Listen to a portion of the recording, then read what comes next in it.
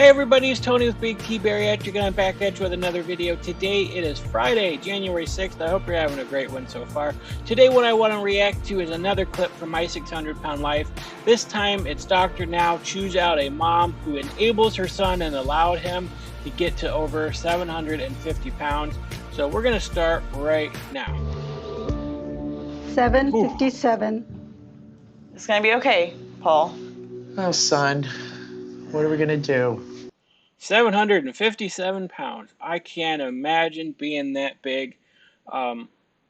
This guy doesn't look like he's that big either. I looked bigger than him when I was 671 pounds. So I don't know where he's carrying his weight at, but yeah, it's got to be scary and frustrating to step on that scale for the first time in a long time. You have no idea how much you weigh, and to see that 750 number, oh man, I can't imagine. Got to do something about it. Never gonna see that number again. Never again. Never again. Whenever you want. That's good encouragement there from his family. You know, hey, you're never going to see this number again. And that's something I keep telling myself as well. As I dipped down, I got below 600. I'm like, okay, I'll never see 600 ever again. And now that I'm getting close to that 500-pound mark and I cross into the 400s, hopefully here soon within the next month, that's my goal. Actually, it's by my birthday. My birthday is February 27th. So if I can get below the 500 mark by then, I'll be extremely happy. But yeah, that's a goal, and then I'll tell myself again I'll never see 500 again. So that's great encouragement right there. You want to mess up? Just remember seeing that number and how you feel right now. Yeah. I gained a little. Yeah, remember that number. Like, that should encourage you. That should make you want to keep going and to motivate you to fight even harder when you're at your absolute heaviest.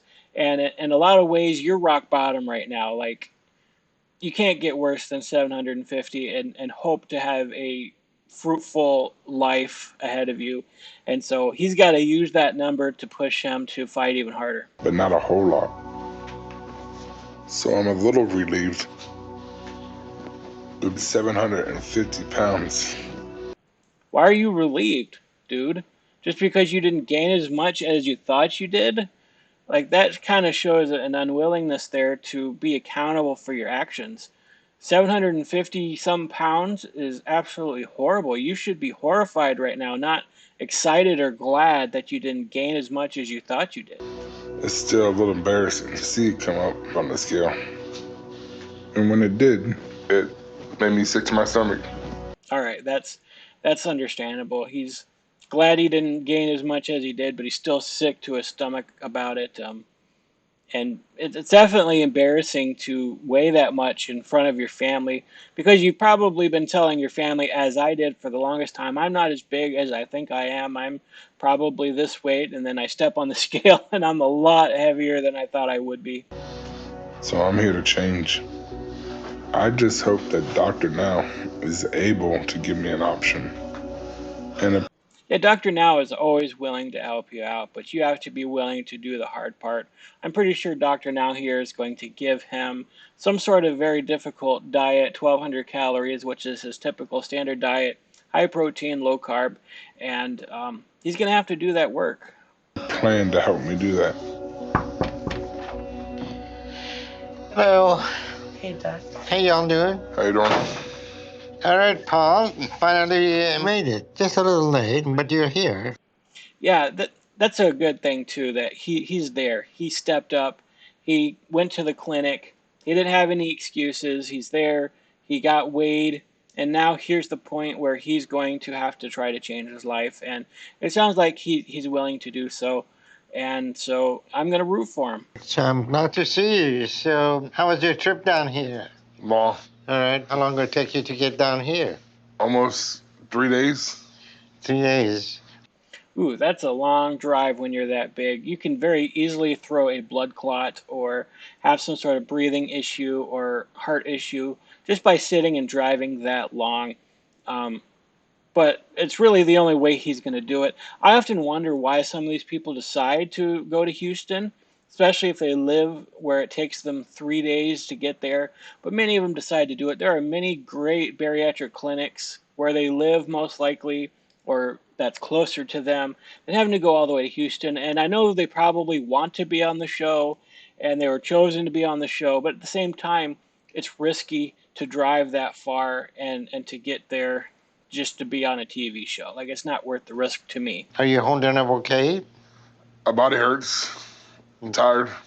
Tired and your body hurts? So that's a lot of strain on your body going back and forth. So this is not going to be something that you're going to be able to do. Yeah, that's exactly right. That's why Dr. Now wants them to move to Houston, and I think he's about to explain that. It's making that trip regularly every month. Like, you're just putting a ton of pressure on your body, and you're risking something bad to happen. And so, again, I don't know why they just don't go to a bariatric clinic closer to them. And that's why it's important you move here. So if you want to do the program, then you need to plan to do that and stay for at least a year or so, because going back and forth is going to be very hard on you. Yeah, that's the thing, is they have to move down there for a year. So they have to leave their home, they have to leave their family, they have to leave their friends, and usually they have to get somebody to come with them to live with them for that year. And that's caused a lot of problems and fights within families and a lot of strain within relationships, because it's hard to move somewhere for a year and to be a part of that program. And then what happens when you start failing and you have a bad month and Dr. Now wants to cancel your surgery because you weren't doing well? It can be very difficult to just live that way. Again, just stay home where you're at. Find a bariatric surgeon close to home. My bariatric doctor was excellent. The whole staff was awesome.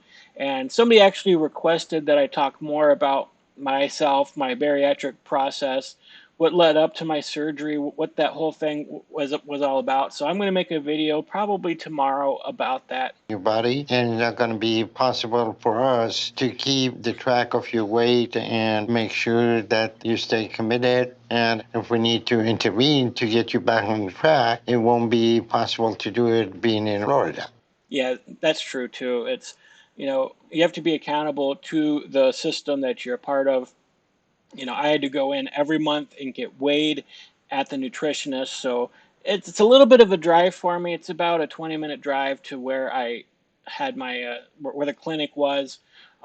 It's on the other end of Flint from where I live, and so it was a little bit of a drive. I didn't always want to drive out there and get weighed, but that's part of the program. You have to lose weight consistently. You have to meet a goal. So when I met with my surgeon, he told me, "Hey, you weigh this much. We want you to get down to a little healthier of a level, because it's hard to do weight loss surgery or surgery in general on somebody who's so big. There's so many risks of doing surgery on someone who's over 600 pounds. So I had to get below 600 pounds. That's what my surgeon told me was my goal. And at the time I met with him, I was 650 pounds. So that's what sort of enabled me to say, okay, I need to take this diet seriously. I need to do the pre-op diet, do really well, and then get to that point where I'm under 600 so I can have the surgery. And I was about 580 or so when I actually got it. So it did take some time for my insurance to approve it and stuff like that. So that's just part of the process. Staying accountable, meeting with the dietitian, keeping up on your diet.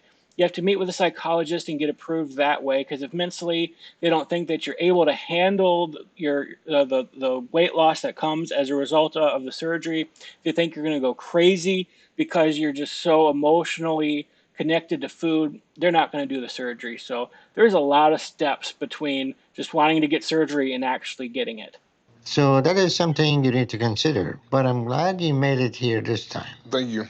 So, Paul, you weren't kidding about your weight. You're over 750, and that's a lot. Yeah, that's a lot. Dr. Now has a lot of work ahead of him. He's going to have to really lose a lot of weight really quickly in order for Dr. Now to even want to touch him. And so, yeah, that's just going to be a difficult thing for him, because the more you weigh, the more Dr. Now is going to expect you to lose before they can do weight loss surgery on you. But thankfully, you're still mobile. But no one that way is getting food without some help. So, Yeah, I don't know how somebody who's 750 pounds is that mobile. Like the way he walked in there, that was, again, he looks lighter than I did when I was 671, and he was able to move around a lot better than I did. He walked right in there with no problem. I would have been a lot worse off than he is. So he must be really super tall, just kind of comparing him to his mom and I guess his friend there. He's probably really tall. So when you're taller, you sort of hide weight a lot better. Who you got with you? My mother and my best friend. All right, nice to meet you. Nice to meet you. So, That's nice that he has a friend come with him to that first appointment. That's really helpful, and that's going to help motivate him even more. who is enabling you more, your mother or your friend? Probably me. Yeah, probably me.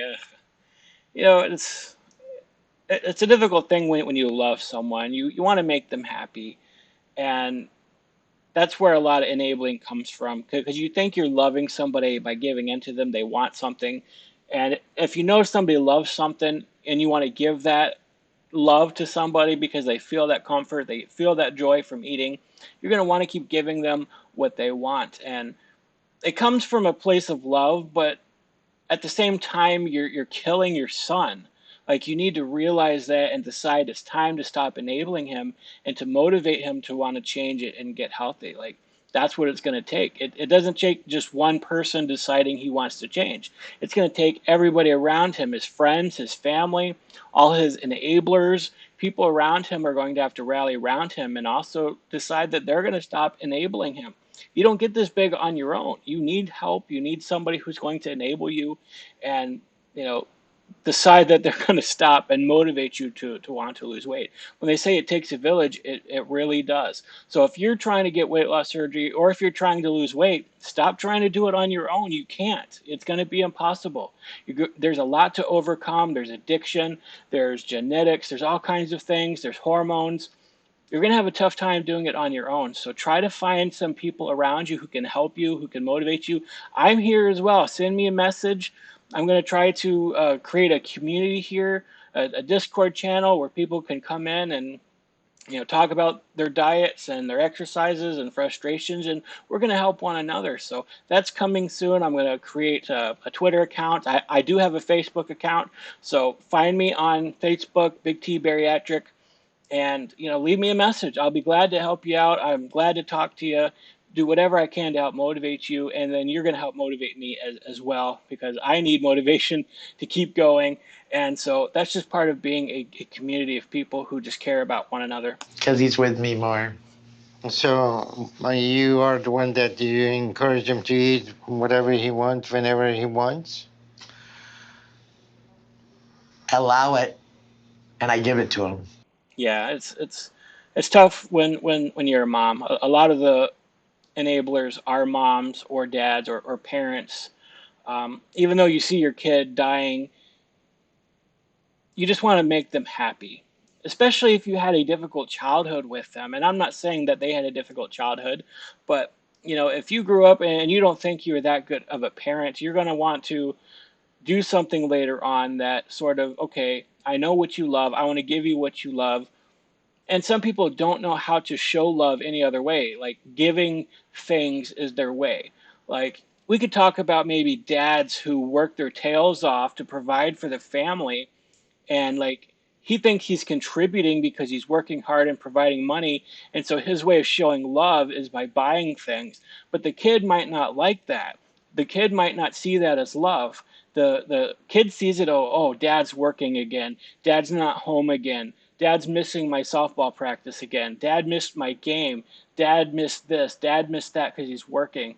And so people see love differently. And so as a mom who's enabling a child, you know, she might be showing love her own way, but at the same time, the son, it doesn't see it that way.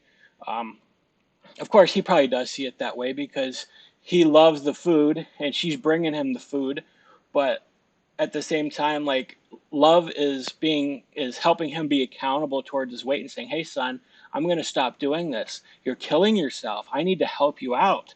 I'm not loving you by enabling you to get to be 750 pounds. And I cook. So I said it before, and I'm very, very sorry, because I was a big woman myself and I ate wrong. And then, you know, just tragedy as things happened.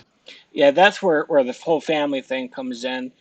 There's a lot of tradition. There's a lot of, Yeah, it's more like tradition that there's a lot of big eating in families, especially if you grew up in the South. I grew up in the Houston area, and food is a big deal there. There's barbecue, there's Mexican food, there's just a whole tradition around eating in the South. Families getting together and cooking huge meals, and it's just a big thing. So that's why a lot of states in the South are known for being the obesity capitals of the country or even the entire world, because like Mississippi, I think they say is the fattest state in the country. So there's a lot of southern states that have traditions around food, and as such they are pretty bad when it comes to a number of their population being obese. And Paul would get bigger and bigger. And then when he'd say he wanted something to eat, I'd fix it for him. So how did you lose your weight? Actually, I had, it started out, I had a gallbladder problem. Yeah, I ended up having a gallbladder problem as well. I was doing keto and I was doing great on keto, and then I ended up getting a lot of kidney stones, and it got so bad that my doctor or my surgeon, who ended up doing my weight loss surgery, I called him up and I said I was having these issues. I actually ended up going to the emergency room for him, and so they decided, okay, well, lose your weight, lose the 50 pounds you got left, and then we'll do your weight loss surgery and take your gallbladder out at the same time. But it became an emergency situation. I was back in the hospital another day later. Just the pain was so bad. So it was a few days later, they actually did my gallbladder, took it out, and I could not do keto any longer. It seemed to be less effective on me because your liver or your gallbladder stores bile from your liver. And so when you don't have that storage, your bile is less concentrated. And so you have a more difficult time breaking down fat. So a diet that's high in fat, if you don't have your gallbladder, is more difficult to maintain. So I did give up the keto diet, and I had a lot of success doing the pre-op diet. And so I took my gallbladder out, and then I just decided to take a change on my way. And I tried to go on just like chicken, very little starches, that, lots of vegetables and no sweets. Yeah, she did it on her own, and I congratulate her for that. She used to be a lot bigger woman, and then she just started eating better proteins, vegetables that are not starchy, getting rid of sweets, getting rid of carbs. That's how you're going to lose weight. It's the most successful way. Well, you're doing that for yourself, but you're not doing that for Paul. Why? Paul, I He was on the road a lot. Yeah, that's the thing too. If he's on the road a lot, I used to gain a lot of weight when I was a truck driver because there is a lack of healthy eating when you're on the road. I could have made better choices when I was a truck driver, but I just didn't. It's quicker to park your truck.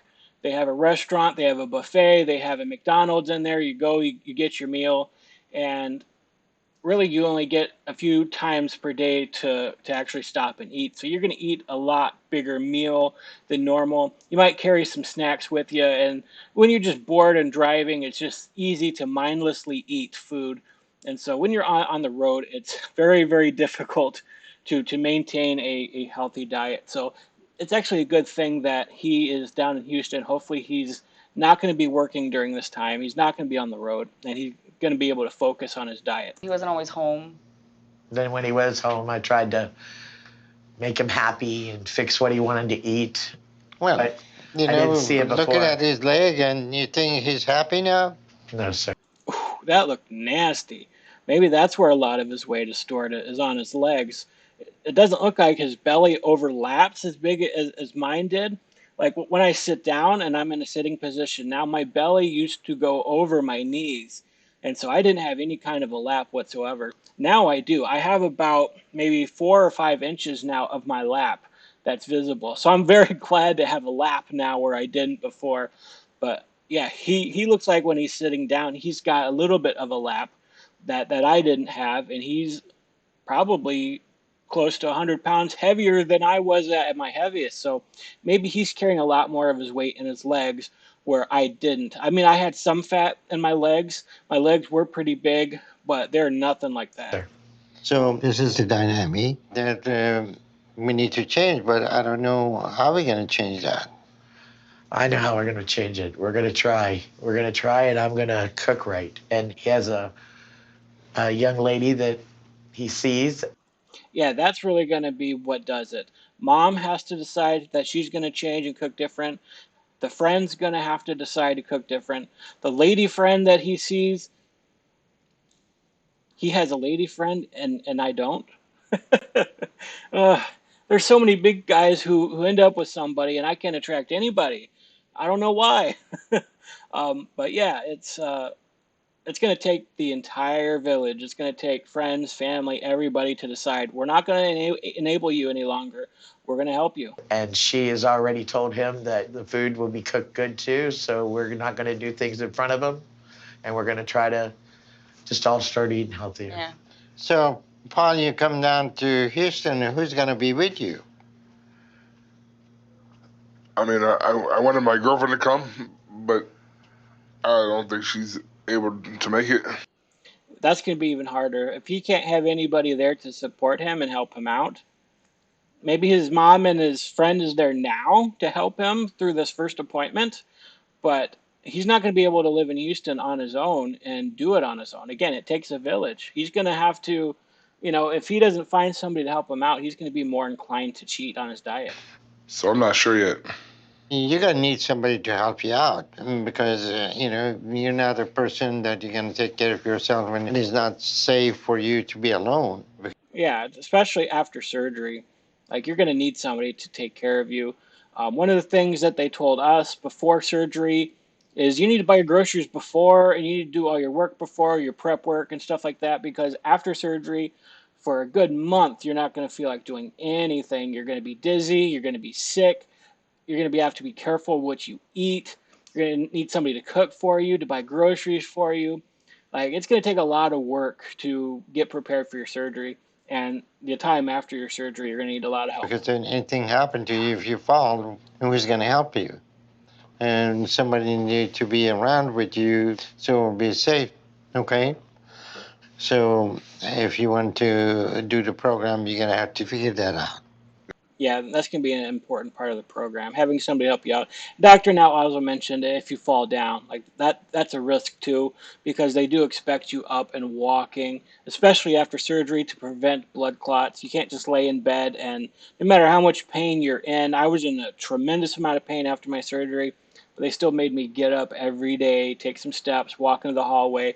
You're going to have to do it, and if you fall down, that's a dangerous situation. Yes, sir. So just think about that and let me know what you decide. But for the time being, your mother is going to stop enabling you. Yes. He looked at him and asked him that question. So really, a lot of it comes with him and his willpower. Because he can force his mom and talk his mom into doing anything. Bigger people can be very good at manipulating people to get what they want. And so he's going to have to stop manipulating his mom. He's going to have to stop getting angry at his mom if she doesn't give him what he wants. So it's not as much about her enabling. She sometimes is probably afraid that he's going to go off the deep end. He's going to get angry. He's going to get depressed if he does not get what he wants. And we've seen that a lot of people on the show throw a fit when they don't get what they want. So it comes down to him and his willpower and whether or not everybody else is going to stick with it, regardless of how he treats them. Is that what your mom said? That's what I said. And your friend is not enabling you, huh? I do sometimes. Yeah, it's one of those things where you can get everybody around you to enable you. It's very easy to do, especially if they care for you. Like I was talking about before, people see love differently and they display their love differently. And so, if you're enabling somebody out of love, you got to stop doing that because this guy is not going to make it very much longer if you keep enabling him. And then you're going to regret the entire thing. You're going to, man, I contributed to his death. I contributed to him getting sick. And that's something you don't want on your conscience. I'm a little more stern with him because I also had the surgery 5 years ago, so I know the struggles, but So everybody look like they know what to do, but Right. but not for the problem Yeah. too. Yeah, it's especially easier if you have an accountability partner who's had the surgery before. But Dr. Now makes another great point here. Everybody knows what to do. The mom lost weight, the friend lost weight. They've been there. She's had the surgery. The mom did it on her own, but they know what to do. They know how to eat healthy. And yet they continue to allow him to get to be over 750 pounds. And I don't mean that as if there's no accountability for him. Like, most of it is him. It's on him. It's not on the family, but they're still enabling him, even though they've gone through the process and they know what it takes to lose weight. So they might be the perfect people to help him, only if they're able to overcome their enabling. Let's keep Paul happy and give him more whatever he wants. Instead of making him permanently happy, we try to make him happy in that moment. But it's, yeah. Yeah, that's exactly it. You try to make, if they want to be happy in that moment, they're depressed, they're whatever, and they're an emotional eater. Well, it's like if you know somebody is just really sad and you want to comfort them, you want to help them out, you're going to give them what makes them happy. A child might be happy if you give them some ice cream. So you're going to give them some ice cream. And it's the same way for adults. If you know what's going to make them happy, then you're going to indulge them in what makes them happy to keep them happy so they don't get mad at you. And that's really all enabling is about. Yeah. We know it's not good and we have to change. So this is all more reason. You need to be here so we can get you to be accountable for your eating habit, okay? Yes, sir. But until then, you need to realize that enabling people are going to be around you, but ultimately it is your responsibility to change. Yeah, that's exactly right. Dr. Now is 100%. It's his responsibility. It's not their responsibility. They can help. They're a part of his success or a part of his failure, but he is 100% responsible for what he puts in his mouth. Your eating habit. Yes, sir. And that's going to be something that you're going to have to do. You understand that, right? Yes, sir. Okay. All right, Paul. So right now, because you live so far, I'm going to set your next appointment for 3 months from now. Yeah, 3 months from now is doable. He's probably going to make him lose between 50 and 100 pounds.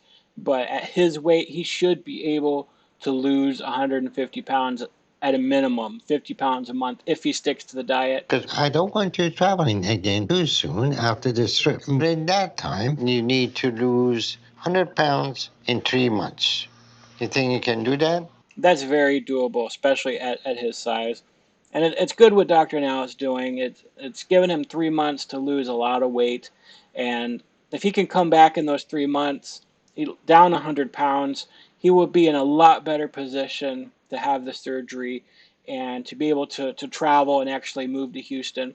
Right now, it would not be recommended that he moves to Houston now, because that moving, of course, that making that trip again at his weight is so dangerous. Yes, sir.